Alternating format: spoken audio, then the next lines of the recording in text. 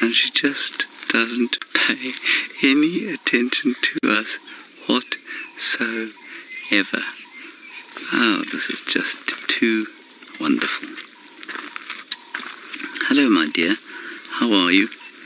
I have missed you greatly. Greatly. We have so much to talk about. Missed your mother. I want to know how your brother's doing.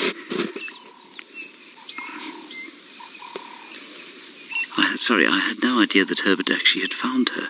He did his good, the bad and the ugly whistle, and I thought that meant that he'd found the tracks. So we came through here, and there she is. And there's a lovely shot of her from here if you want it. Now, if you are a new viewer, what we have experiencing here is not something that happens every day. We're sitting with a leopard who is now probably 15 meters from us. She is completely and absolutely relaxed with our presence on foot. That's not common.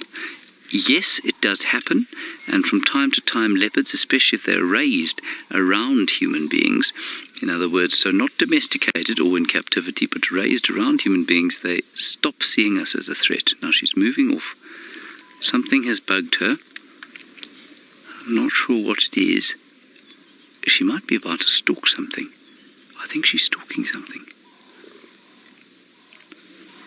She could be trying to move out of the way of us. But she's so relaxed around human beings, it is quite astonishing. I mean, she's viewed us on foot from when she was a very tiny baby. And so she's just very, very relaxed. I'm not sure why she disappeared there. I'm just going to look. There were some buffalo around here. Have you got her there? I'm just going to look in the background just to see if she hasn't spotted something coming this way. Now, a sighting like this, of course, is not to be taken for granted. You know, she's not looking anywhere near us. She's looking down through the way here. Maybe her brother's around? What can you see? Sweet, sweet girl.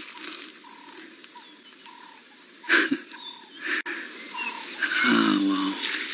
And just to give you an idea of how relaxed she is, Herbert, once I didn't respond to the whistle quickly enough, he actually just shouted. He said, "Come, I've got her."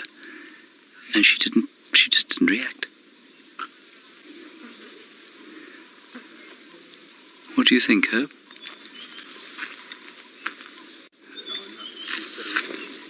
She's very relaxed, but she's just looking for something. Well, Rebecca Smith, you say she's desperate for company. I don't know if she's desperate for company. I think every leopard eventually becomes a little bit like me, and that means that, well, you're just very happy to be on your own most of the time. And that's exactly what they do. They like the company of their mothers and their brothers when they're little, and then they get a little bit older, and they start to be much less comfortable being around their siblings and their parents, and just move very slowly from people. And I think, I wonder whether that will be the situation with us. Will she eventually decide that we aren't very pleasant to be around in much the same way that hyenas do? We know, of course, that hyenas love, as babies, love to be around the vehicles, chewing the vehicles. They come right up, they'll put their noses on them. As soon as they hit puberty, however, they become much more reticent, and you won't get within sort of 5 or 6 meters of them before they'll move off. And I hope she doesn't do that. Tristan shares the story of Salayesha, who we've never seen, I don't think, and she lives at Simbambili. And Salayesha apparently gave birth to cubs underneath one of the rooms at Simbambili, and even then had no reaction to people. She'd suckle them in front of people on foot walking past her in the camp.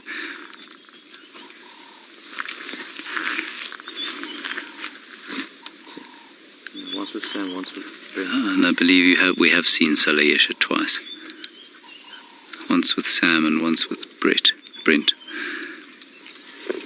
I don't know what she's looking at over there, but it's not us.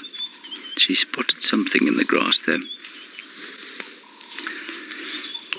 And the other thing about a sighting like this is that it's not to be taken lightly, in that you don't want to break this trust, because this trust could be very easily broken by a false move, by a fast move, by not reading her body language correctly, it's a very tenuous link that's going on here, and it's a tenuous relationship, and will probably remain tenuous for the rest of its existence, in that one thing that we do that frightens her will break the spell that exists between her and us.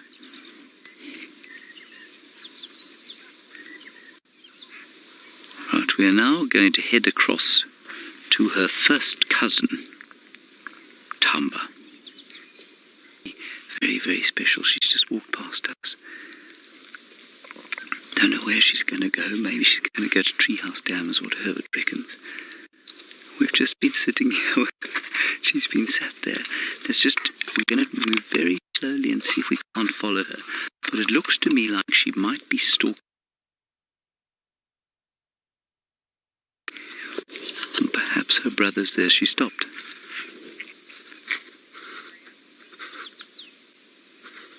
Can you still see her, Liam? I can see her tail. She's just behind this bush. Where can you see which way she's looking? She's looking at us. I'm reticent to make too many moves, like sort of standing up. So what I'm going to suggest, Wiem, rather than all of us standing up, why don't you just see if you can stand up gently and see what she's looking at? One at a time kind of thing, as opposed to in a group.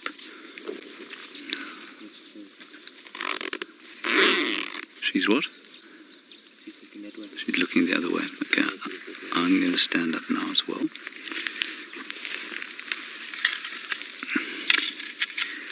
And as I say, we could probably all just stand up and it'd be absolutely fine that she's looking at me now. But we just don't want to break this spell. We don't want to break this trust. Right, now she's moving. She's going to pop out there. Yeah, there she goes. She's still very small, you know. She's a little dainty thing. I promise if you got hold of her there, she wouldn't be vaguely dainty. Right, well, I think we should follow her. What do you think, Herb?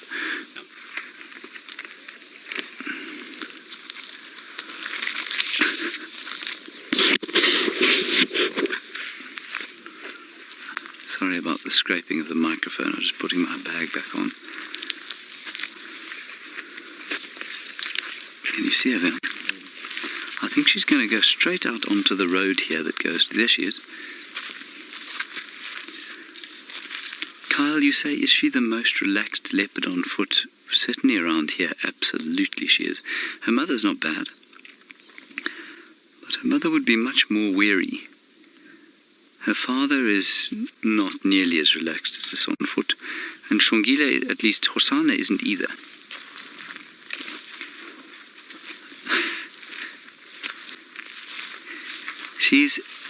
I'm not sure what your response to this is going to be. She looks a lot to me. She's like Jamie. She's got that same kind of elegant, long-legged build.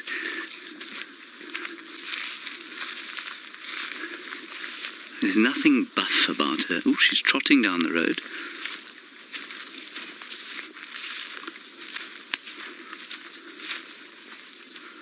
There she goes.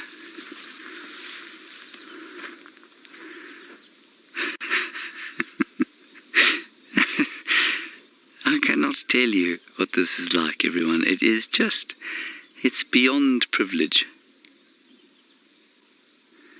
And, you know, it's got to the stage where she's got so comfortable with us on foot that the novelty of being on foot with her, while it will never wear off, we can, of course, be talking about her actual behaviour now rather than, should we move, shouldn't we move?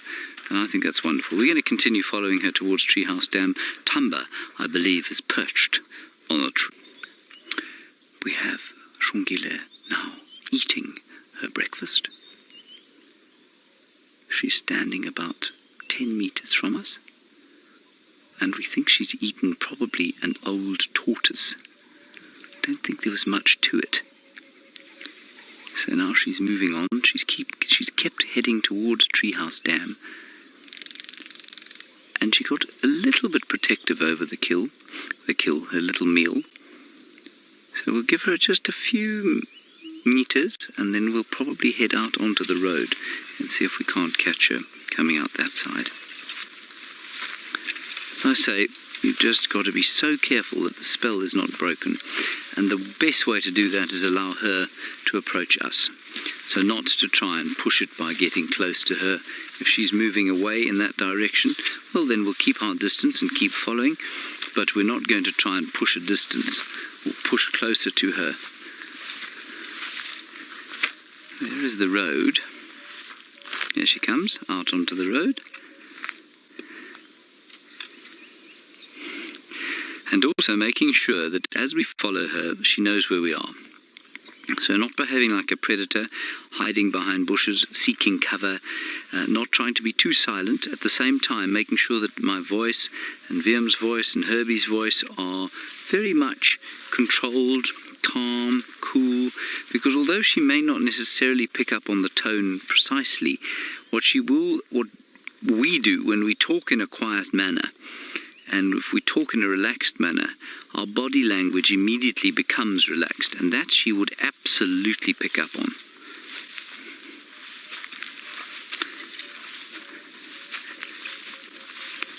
And of course, obviously you don't want to make too much noise.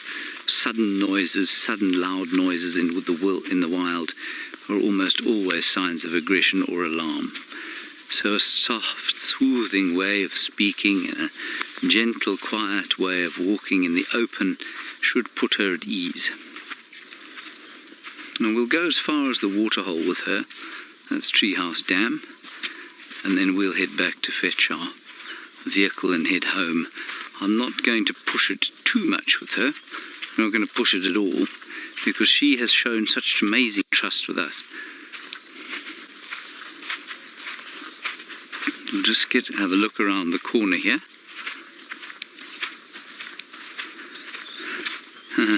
Diane, you're saying we're seeing more leopards because of Karula's absence. No, I don't think so at all. Tandi is in her territory at the moment with Tamba. That's their haunt, that's where they hang around.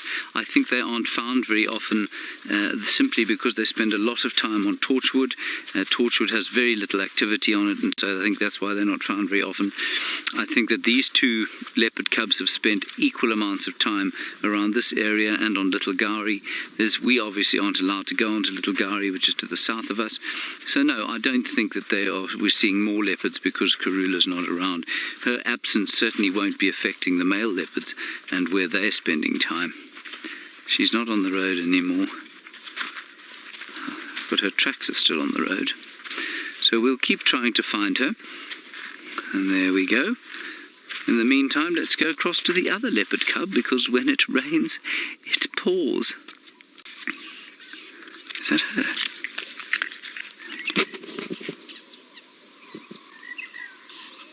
It's definitely her. And we've got the animal. Her behaviour is indicating a certain amount of discomfort, which is unusual. That is her, though. Surely. Yes, she's gone out into the open. Ila.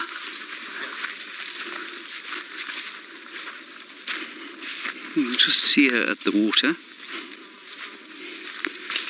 The reason I suddenly said, is that hers? Because she was a bit... She seemed to get a bit of a fright when she saw us.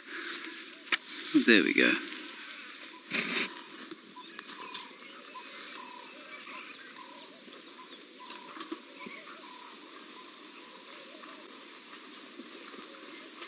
Hang on a second.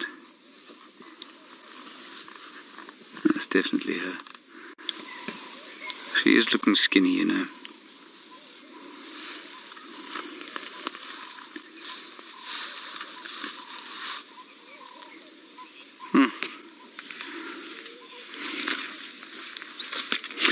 Yes, David, I would agree with you. She does move from waterhole to waterhole. They both seem to, and certainly she goes from Twin Dams to Baboon Pan and then across to somewhere into Little Gari. I'm not sure what she does there. And then she comes back up towards the pans where we found her.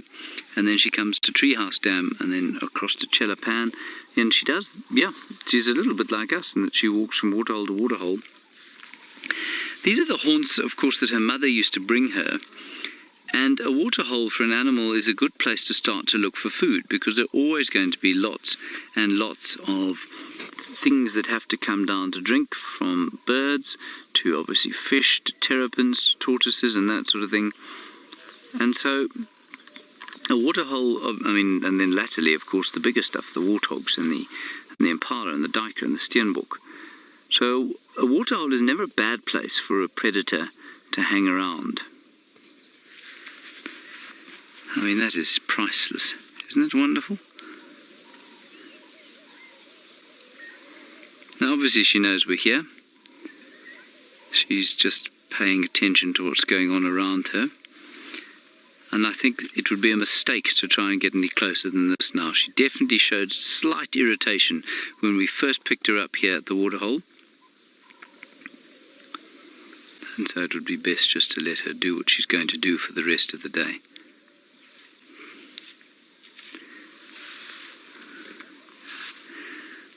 Yeah, I think she'll probably lurk in the shade. She'll go and find somewhere quiet and cool to lie and see what transpires during the day. And she will learn what comes down when, how far away from the water she needs to be to avoid being spotted, and then which paths the animals normally take when they move away from the water.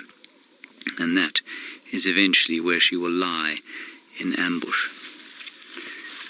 Right, everyone, that's going to be it from us on our walk today, and indeed for the whole drive. Thank you very much for joining us. It's been great fun, especially the latter parts of it. A big thanks to VM on camera, and of course to all my colleagues who've worked so tirelessly hard to find animals and signal all over the reserve. Well done, chaps. We'll see you this afternoon at 3:30, hopefully with this beautiful animal. Until then, I hope you have a wonderful day. Bye-bye.